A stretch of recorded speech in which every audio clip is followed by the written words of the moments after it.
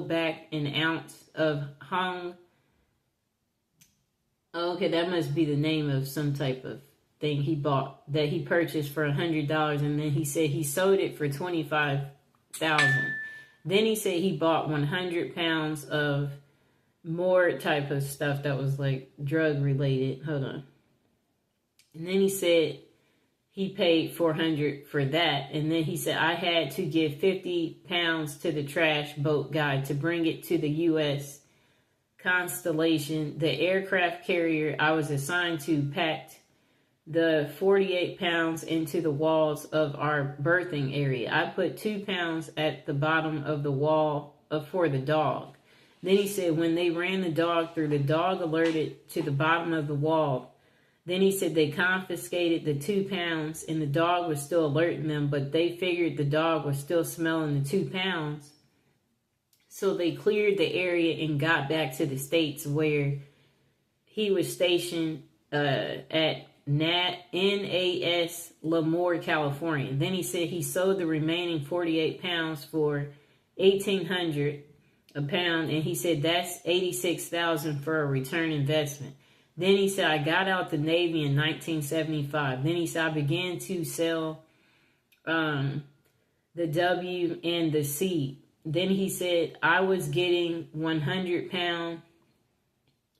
I don't even know what that is. Then he said he was getting 20 kilos of the C from a couple of sources.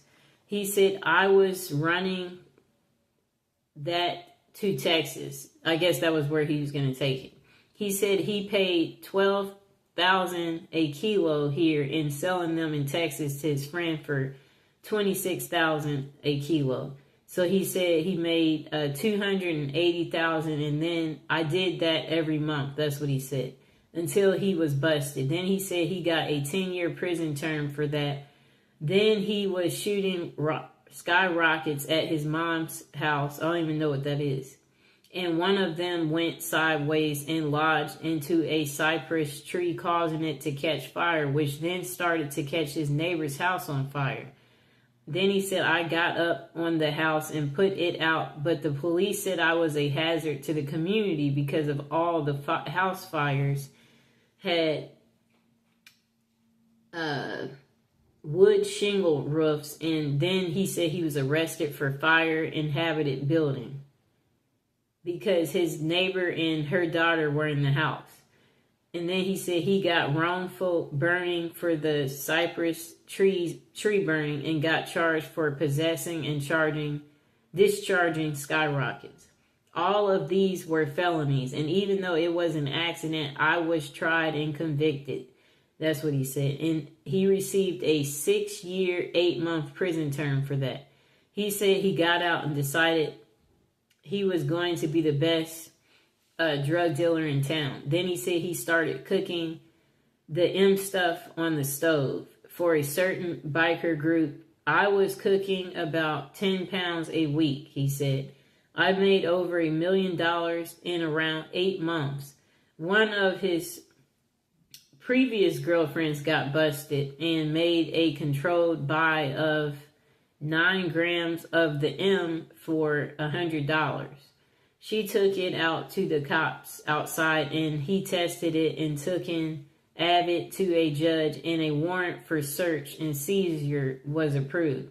They raided his house and caught him with 11 pounds of the M and 9 pounds of the W, 3/4 of an ounce of the C and 10 grams of the H, about 1,000 narcotics in pills. It's too much stuff he has on here. So then he said they got $300,000 in cash from his safe when they caught him. And last but not least, he had 3 firearms. Then he said he got a 10-year prison term for that. After he got out and was on parole, he got caught with 3... I don't even know what that is, but he was caught again with the M and got 2 years for that. Then he said he got out and gave his, some officers, okay, so they tested him for the H and yeah, he was guilty. Then he said she came back with the police and raided his apartment, so he got in trouble. They found more of the stuff in his girlfriend's room or something. And they wanted to give him life in prison for that. His brother and his mother talked to the district attorney, and he wound up getting a 10-year term for that tiny piece of H stuff they found. He said he studied law in prison and got an associate's degree for paralegal. He was working in a law firm office, and some super weird bad stuff happened, which caused his fiance to commit suicide. He began using more and more of the H stuff as a result, and then he said he blew through his bank account and was broke. He said he got fired from the law firm for making too many mistakes on legal briefs. And then he said to get money for his addiction, he began to rob banks and rob a bunch of them. Then he said he got busted for the bank robberies. They wanted to give him a 46 years to life at first. Sounds like he keeps going to prison his entire life. That's the kind of life he was living. The attorneys where he was working took the case free of charge. It took 3 years in the county jail to get the sentence down to 15 years.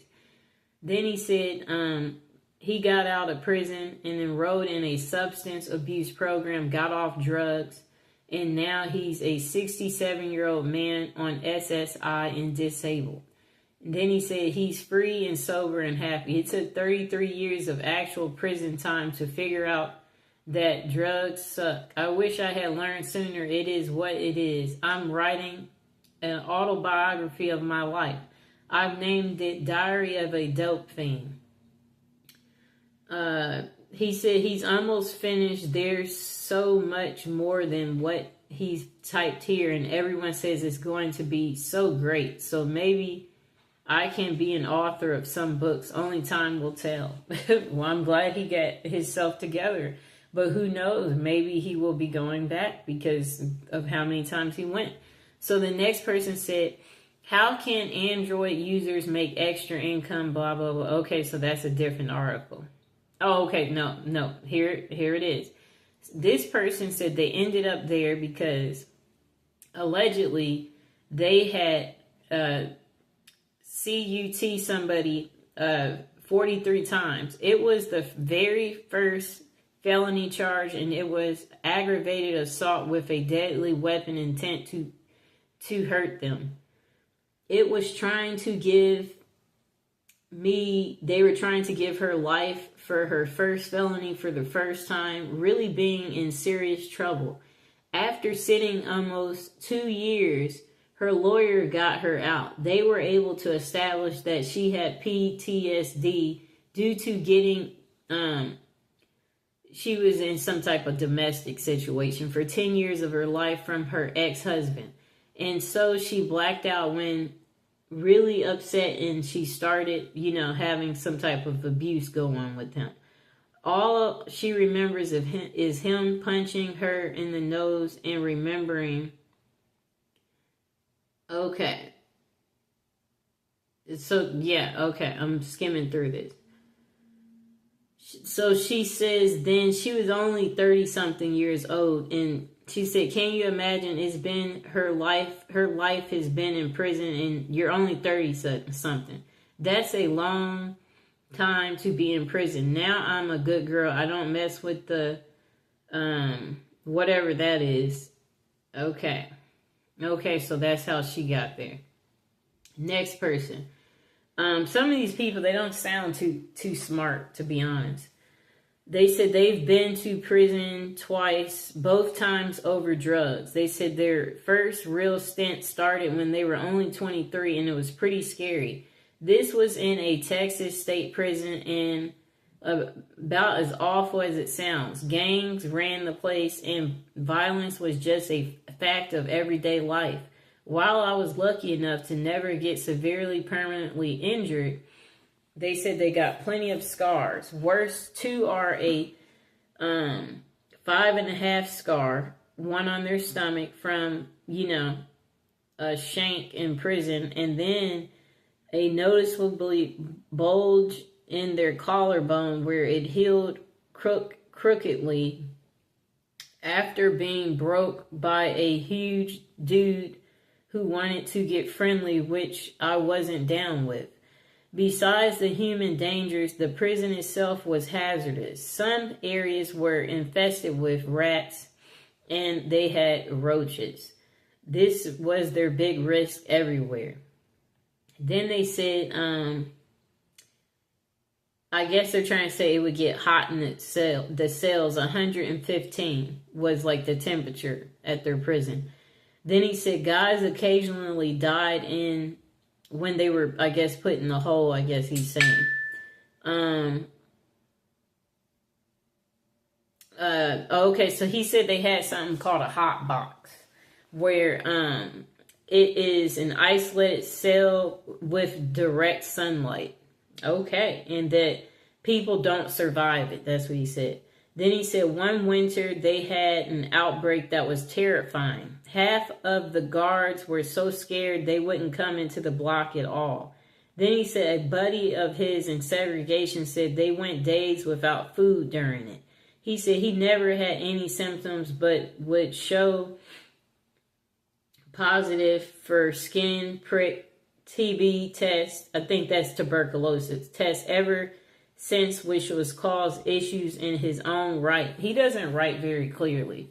No wonder he ended up in prison. Then he said the second time was in a federal prison up in Kentucky. It wasn't fun by any means, but was significantly safer. He said guards in the federal system are better paid and as a result much more professional and less corrupt. There were still some bad ones, but they were the exception rather than the rule. So his first prison seemed to be in Texas, where it was super hot. Then he said, you also had access to drug counseling and a GED program if you didn't graduate high school. He spelled GED wrong. They were underfunded, but I'd say there was much more focus on rehabilitation rather than just warehousing people. Then he said, don't get me wrong, there were still some gangs and violence. People who claim federal prison is like summer camp are mostly lying. The true club feds went away in the 80s. And then he said, this wasn't a fun place to be, but it also wasn't nearly as awful as his time in Texas. Okay. The next person. Let's see. Okay, so this person said what they did was violate every trust ever given. This person said they stole everything. Let me see. And drove drunk. That's what they said. So that's a DUI. They said they got busted with drugs. They said they had stolen cars. They were carrying weapons and just basically being a menace to society and a disgrace to their family in every way imaginable. They said they didn't care about anything, anyone, any law, or even getting caught. They said they didn't care about jail or prison. They said, I wanted what I wanted when I wanted it. And they said the consequences was loss of trust, freedom, and pain. They said they did this for years, but the point is he wants to make was that whatever he's saying there, he was trying to, this doesn't make any sense. I guess he used drugs to escape or something. Well, anyway, he said he's been out for many years now. He never went back and found a place in people and God that could help him address his real issues that were causing his behavior. He said he's been sober for a long time now and still struggles to be a better person sometimes.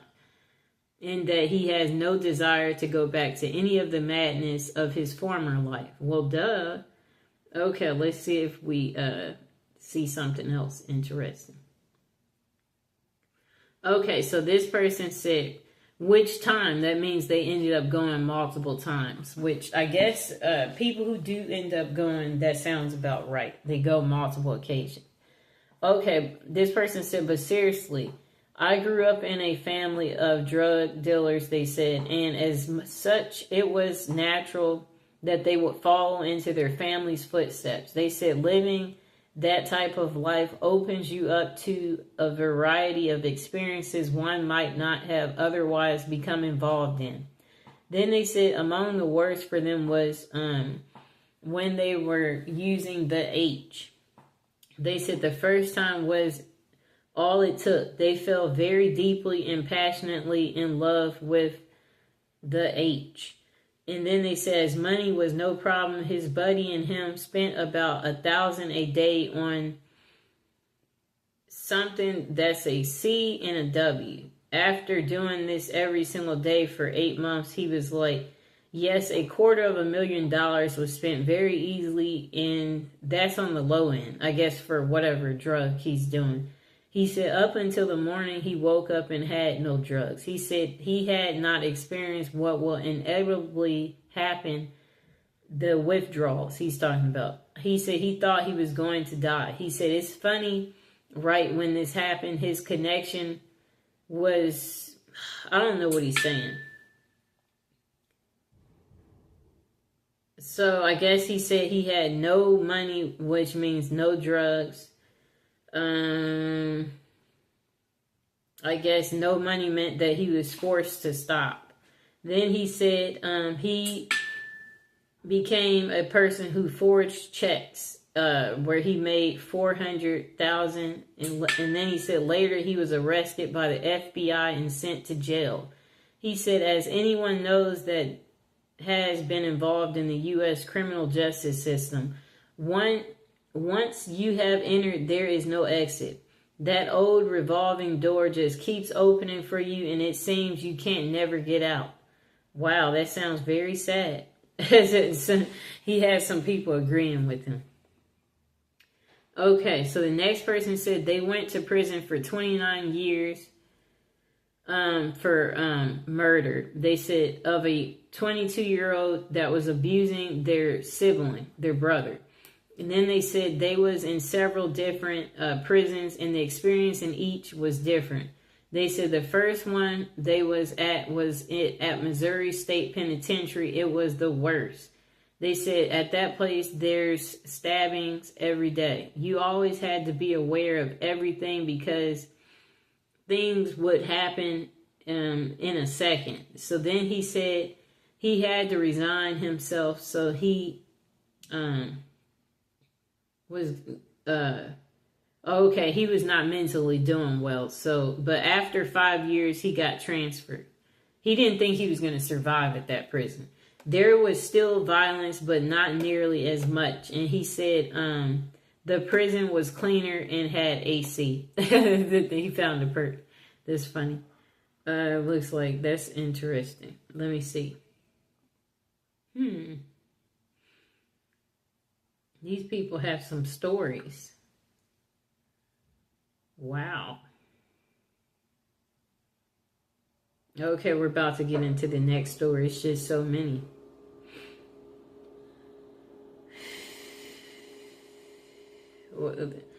I scrolled down too low. Okay, but it looks like I found some new ones. Okay. What were you in prison for? Okay. This person said they were 9 years old and they took a front end loader because they was tired of walking. They said it was parked outside a shop and was a loader for a logging company. The trooper released him to his uncle. You know what's going to happen now? He got a whooping from his parents or something. Then he said 10 years old that he had taken a motorcycle and went to juvie. He said he did 3 days and walked out still a bad person, he said. He said, I went into foster care where he skipped from home to group homes for 2 years and went home to his mother at the age of 12. He said he had told his case manager, I'll keep running. 12 years old, and he said he broke into a class where he had taken food and got a probation officer. While on probation, he said he burglarized businesses and stole cars and 3-wheelers, 4-wheelers, trucks, and boats. He said he had taken a truck belonging to the telephone company and paid restitution. Then he said he burglarized a home and had taken their food, money, guns, and anything he thought he needed. It's too many on here. Okay, I'm just... so he said he burglarized 2 businesses too and got caught with 2 loaded firearms, and he was sentenced to 2 years but not to exceed his 19th birthday. He said he was 17 years old and still had 14 months until his 19th birthday. 18 years old, using a soda can. He used that to hurt himself. Okay. So then he was in the hospital. Jesus Christ. Okay, his story, it's just too much to it. I don't think I can continue to read this because it's just nothing but showing how psychotic the person is. Okay, on to the next story. Why can't these people have simple stories? This person said they're writing this anonymously and they are sure you'll understand. They said they went to prison for ignorance. They said they had operated a computer repair business. One of the computers they were working on had child stuff on it, bad stuff. Then they said they never viewed the stuff. They said they never knew it was there and they still don't know if it was or was not.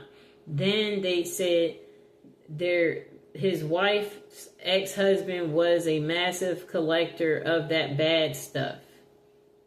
And it had been a really dirty divorce. They said their house had been burglarized or something. Our cars had been vandalized and her ex had even followed them around town a time or two with a rifle. Okay. So then he said one early morning the FBI entered their home and dragged them out of bed, at gunpoint. They confiscated nearly 30 systems from their home and business and disappeared with them. I don't even know what that is. He said no search warrant was served, no Miranda rights were read, and only identification presented was a business card. And then he said that his wife and him could believe they were actually being visited by the real FBI officers and not a group of imposters. Okay. So then he said he spent 20 months in a tiny county jail, during which time he believed he had a stroke. No medical care was provided. Then he said in prison that he had been stabbed with a pencil after about 2 months at the jail and placed in solitary confinement from that point on, and no medical care was provided. I guess there's privileges in the real world, but not there. Then he said he was forced to accept a plea bargain to prevent his wife from being jailed for the possession of his stuff. Then he said 2 public defenders actually told him to accept the plea bargain or they will go after his wife. Then he said he signed a plea bargain accepting responsibility for possessing a photograph in return for a 3 to 5 year sentence. Ooh. Then after he accepted the plea bargain, he was removed from the county jail to a federal detention center. Then when he finally appeared before the judge, the prosecuting attorney requested he stand before the court and tell where he had gotten the picture before the judge ruled on his sentencing. He said he may have been able to accept responsibility for possessing the photograph convincingly, but he was unable to lie about obtaining it convincingly. His sentence was 120 months. He was shipped and processed to a satellite load after a half a year of he was harassed by guards and inmates and was shipped to a low security prison for his protection. After being,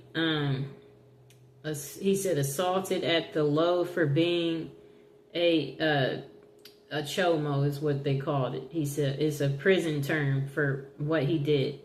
He was shipped to a medium security facility. The entire time he was locked up, he was required to speak to staff members who wanted him to accept responsibility for his deed. Many years he spent being mentally assaulted with the goal of forcing him to accept his responsibility for his conviction. There was no appealing his case. One of the clauses in his plea bargain stated he would not say he had been poorly represented. Another clause prevented him from filing an appeal. It is his opinion that the only thing the lawyer represented was his own interest. Now, as a free person, he said he's required to go through group therapy weekly with the intent on getting him to accept responsibility for his crime, even though he has passed 3 separate polygraph examinations to prove his innocence. You may ask, is there justice in America? He can only speak to what he's experienced. Perhaps if he had been guilty, this could be considered justice, perhaps. Okay, what a sad story. He said he dealt with the shame of his conviction by believing he was convicted for being ignorant of how the justice system works, ignorant about how public defenders work, ignorant of too many things that directly affected him. He said he's been shunned by his parents, siblings, and niece and nephews, stepchildren and grandchildren, and his in-laws, and every friend but one. He said he lost his baby sister to cancer and his grandparents to old age. He said his wife, bless her, is here by his side for the remaining by her husband's side. She is shunned too. And then he said he has a lawyer willing to take his case to the Supreme Court, and she has won a few cases similar to this. Whether he wins or loses, he said he prays every day for simple acceptance from his fellow man/woman.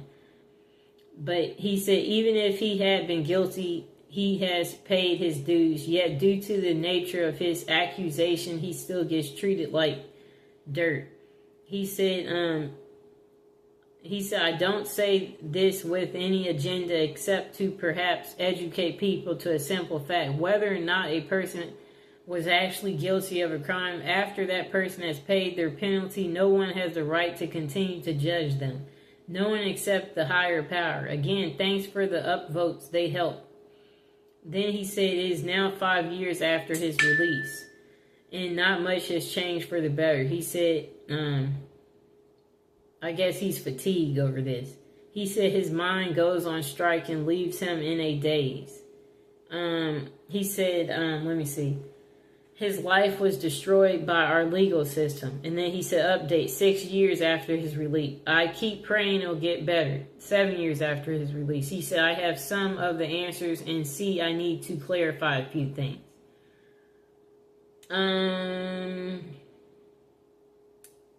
Miranda rights are only read if the suspect will be quoted in court.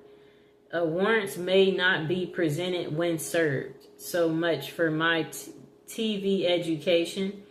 Then he said whether I was the person who obtained the picture or not, he said he was still the person in possession of them. Next thing said things are better. That's what he said. Number 5, to those who have a choice, do not ever accept a public defender. Wow.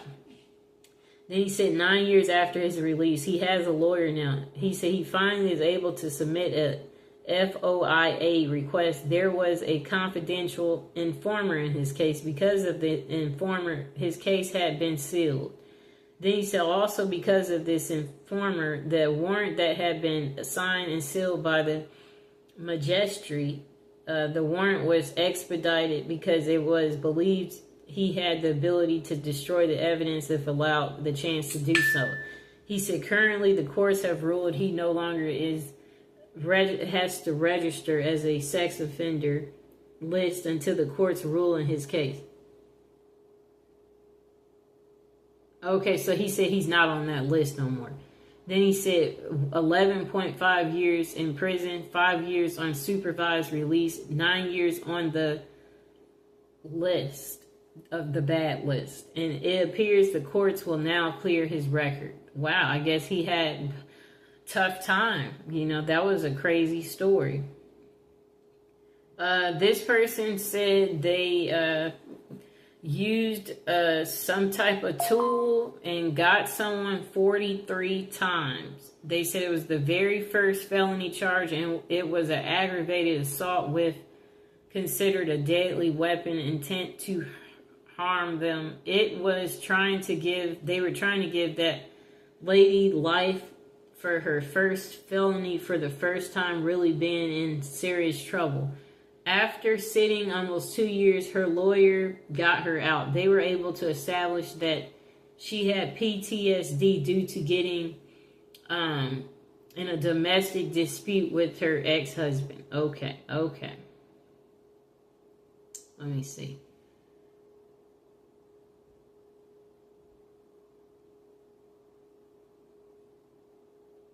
Okay, we're just skimming through this because we're getting close to the end.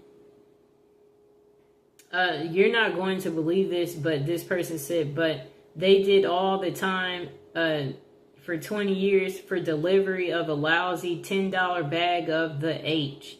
They said they were sentenced as a career offender in the federal system.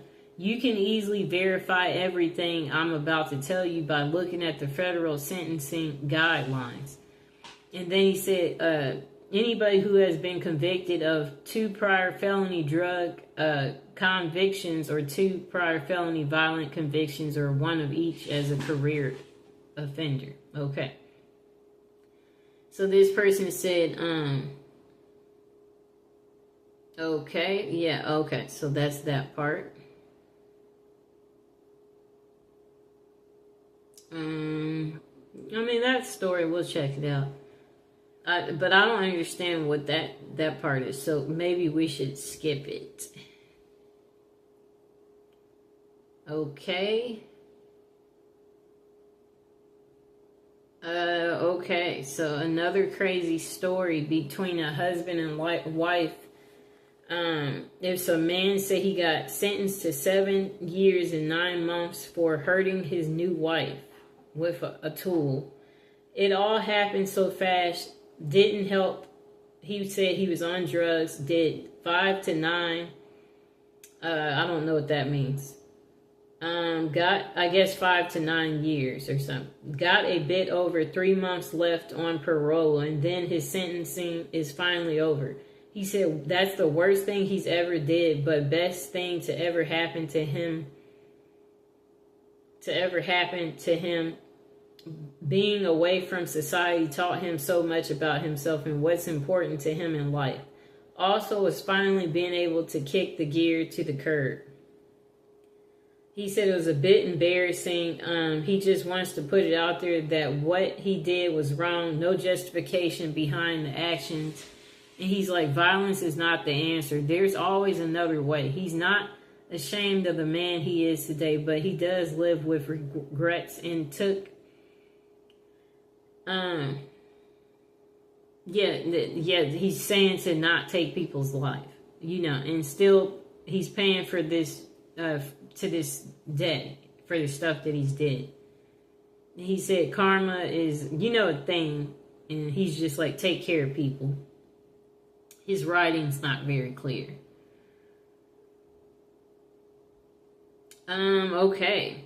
This person said they were in prison for adultery, and they was in the Marine Corps station in Hawaii and was 19 years old at the time. They said they met a lady a little older than themselves, and early on they did not know that she was married, but after they did find out, it did not matter to him. He said he was in love. Her husband was in the Air Force, station TDY, and he ended up getting the lady pregnant. Her husband ended up catching us, and he said he got into a physical fight and won, but he was locked up and persecuted for what the military called adultery. But the official charge was having a relationship with a married woman, not his wife.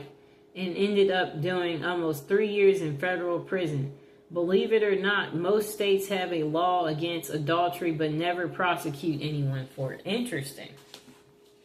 The husband wanted to take their children away from her and was offered a deal that if he were to testify that she was a negligent mother, that he would not get any time. And he said he loved the woman and could not do that. In 1962, it was hard to take children away from their natural mom. She did testify against him and instantly forgave her, as she had 2 other children to think of and she was pregnant as well. After she delivered the baby, his mother ended up adopting him. And his parents raised him to adulthood. His name is Tony. Then he said he never saw her ever again, but did end up in touch with her and stayed in touch until her death a few years ago. He said he still loves her. Aww. Okay, so the next story. This person said, as a senior prank, their high school had a tradition of stealing the statue from in front of the local Big Bob's Boys restaurant and putting it in their school.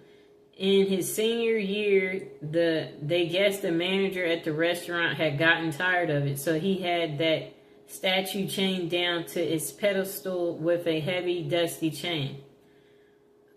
This looks like a long story. And why can't he just get to the point?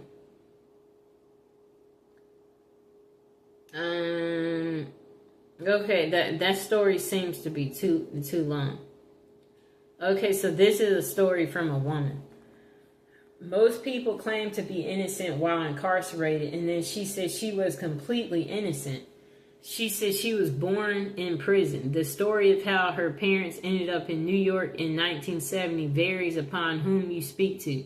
Some family members claim that her father was a member of the Weatherman Underground and that he made bad stuff to sell to the Black Panther Party. Others claim their incarceration was due to a fight they had with a landlord in Northern California. Others just claim ignorance. Okay, her story seems too long.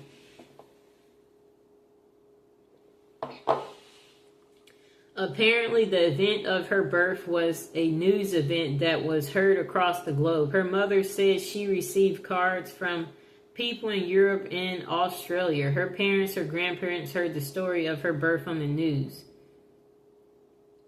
Walter Cronkite was the anchorman, is what she was told. Her grandparents had no idea where her mom was or that she was even pregnant. They were shocked when I don't even know how to pronounce that name. It advised them that their daughter just gave birth to their granddaughter while incarcerated in New York and then was being held at Belleville Hospital. The following morning, the grandparents called social services in New York. They were told that yes, the story was true and that she was being held and considered abandoned. Immediately, they flew to New York.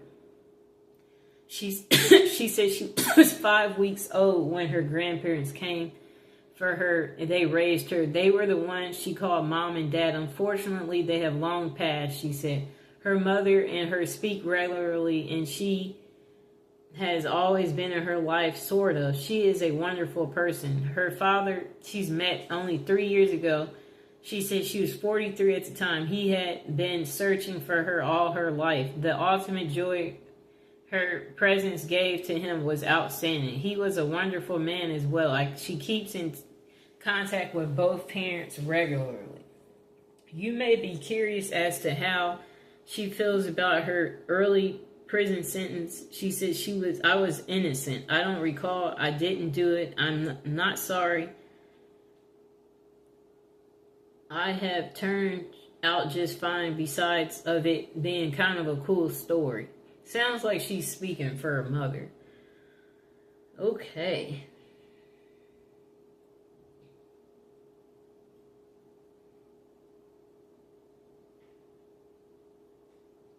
Okay, so that looks like a long story. Wow. Some of these stories are just entirely too... This person said they murdered a man who was... Okay, no.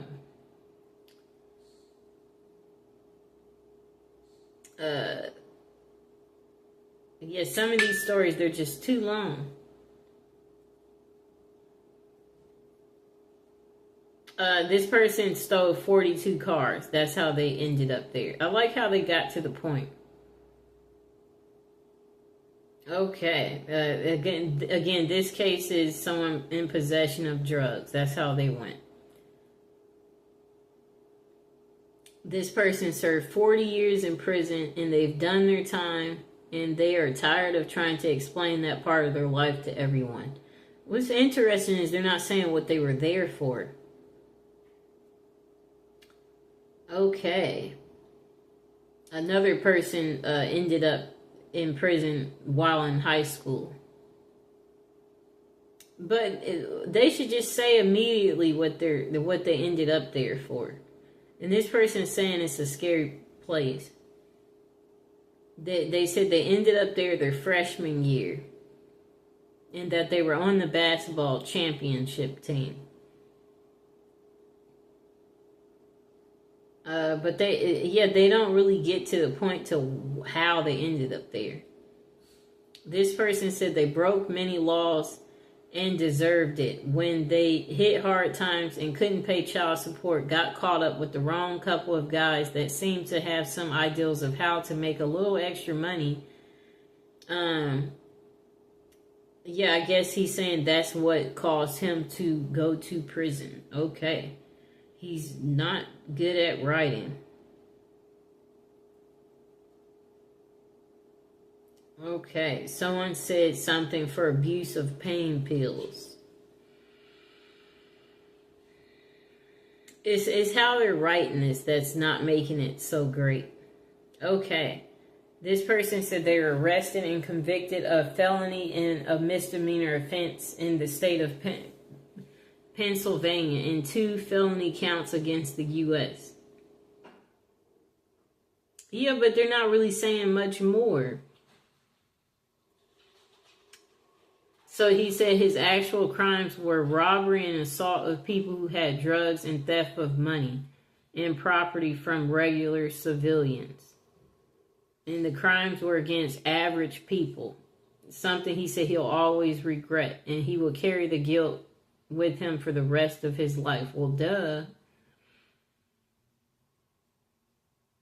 He said he was addicted to breaking the law. Okay.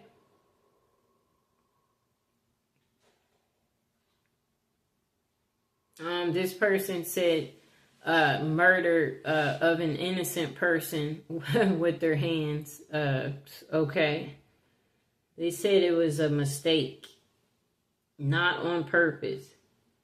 But they could not have proven it to be a mistake. And they said they didn't deserve the conviction. Really? Okay, so, okay. We'll probably do one more story. This person, she said she ended up there because of forgery. It started because she just turned 18 and was a server and moved into her own place. She didn't realize how hard it was to pay bills and live on her own and had rent due. So she started to change credit cards and to say she got a $15 tip instead of a $5. Well, it was working so well, I changed a check to $100 more. And after 2 months, then she said she got caught. Then while she was waiting to be sentenced for that crime, she got married in Kansas to someone she hardly knew and they wrote checks from his closed out and cashed them on his savings account. All this simple mistake, or what she thought, got her a total of 7 felonies, 8 misdemeanors, and 4 years and 8 months in prison. She said she's been out for 15 years with never going back and no new charges. That's the one thing she learned. Okay. This person said,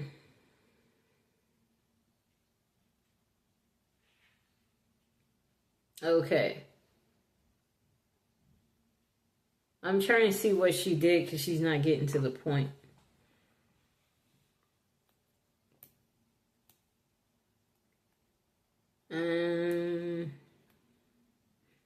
Okay, let me see.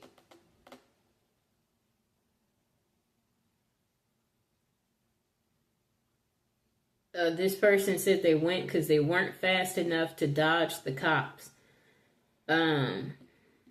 They were trying to break into a liquor store and then more cops arrived. Good story. Okay, so let's see if we can do one last story and then call it a day.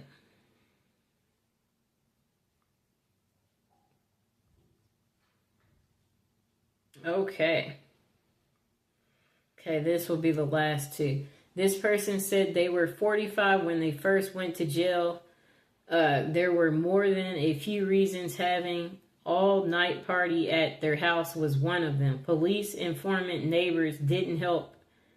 Having girls argue out front of your house in the morning didn't help. It was mostly because they were a drug dealer. Having so many people coming in, going, also they were charged earlier for trying to disqualify other stuff. I don't even know what that means. The police had a warrant for their arrest and caught him with drugs.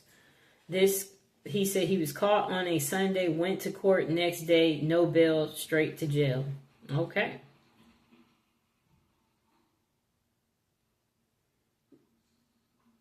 Next person said they was given a 28-year sentence for burglary while armed as a repeat offender, of which they served 18 years, 2 months, and 4 days before they was sentenced on parole. They said they feel the need to expand on their answer, so they're adding this. In Wisconsin, armed burglary is a Class B felony and carries a maximum of 40 years. They said also they had a sentence enhancement for being a repeat offender, which adds another 10 years. Then he said he received 28 of a possible 50. 28 out of a possible 50. Okay, of 50 years. 28 years instead of 50, which was the maximum. He said he also had a felony assault charge, which he received 10 years of probation for. Okay. And he had a consecutive burglary conviction. Other factors were that he had 2 prior felony convictions that he received when he was in adult court at 16. So that was at age 16. He was given 18 years and 2 months. Goodness gracious. That's the majority of his adult life. And here's Mr. Fox, after talking about such negative stuff. We hope that you seeing Mr. Fox makes it all better, because if you guys enjoyed the video, please like the video, please subscribe to the video, and please share it. And tell me how much you like Mr. Fox. And yeah, that's the end of how people ended up in jail. It was just a series of stories that I selected and read online. Quite entertaining, but very disturbing. But I still hope you guys enjoyed